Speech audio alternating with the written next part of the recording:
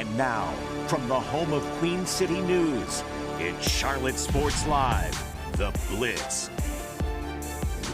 Rain, go away. We got some football to play. A bit of a damper on week 2 of the high school football season, with just about every game across Queen City being postponed on this Friday night. But still, the Blitz is on, at least to some degree. Welcome inside Charlotte Sports Live, The Blitz, where high school football is king every Friday night. And tonight, we're sitting on the throne, even through the downpours, rather. Alongside Mike Cassette, I'm Gabe McDonald. It's all Tara's fault, isn't it? I mean, it's all her We still fault. love Tara, though, around here. Despite the rain, though, Tara, we do have a handful of games to get to tonight. Plus, we're talking to a homegrown UFC star in his next fight. And we've also got another Carolina College squad kicking off its season as the Manny Diaz era begins in Durham. Yeah, the Panthers adding some new players as well today. But first, let's go ahead and hit the high school gridiron with some of the games that went down tonight. Our marquee matchup of the night up in Cornelius, Huff and Myers Park, both in search of their first wins of the season after losing in kickoff classics last week. Huskies, they came out on fire offensively. Trey Blakeney hits a wide open Jacine Asinsko on the wheel route, and he rumbles in for the game's opening score. Huff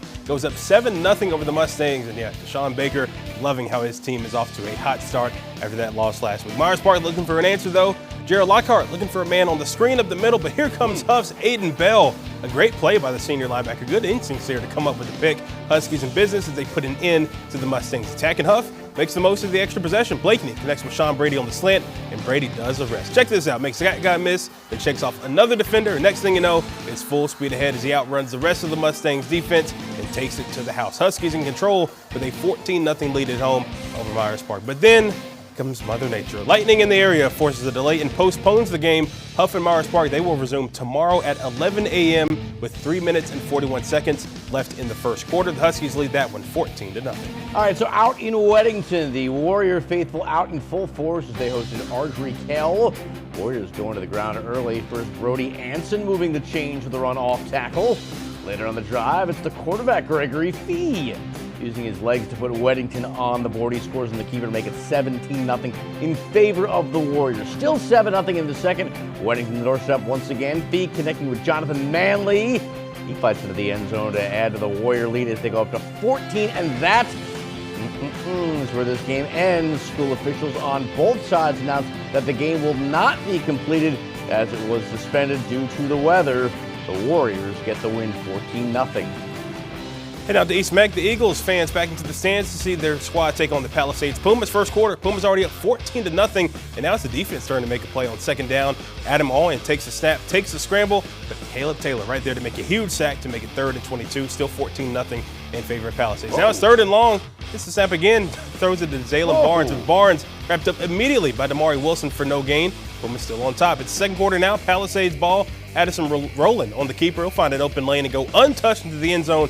The extra point is good. Pumas go up 21-0 before this game was ultimately suspended. It's 21-0 Palisades, and according to East Meck social media, the game is postponed, with the game makeup details still to be announced. That game is in the second quarter. I'm sensing a theme here. Elsewhere in Monroe, the Redhawks look to up their record to 2-0 with West Charlotte in town.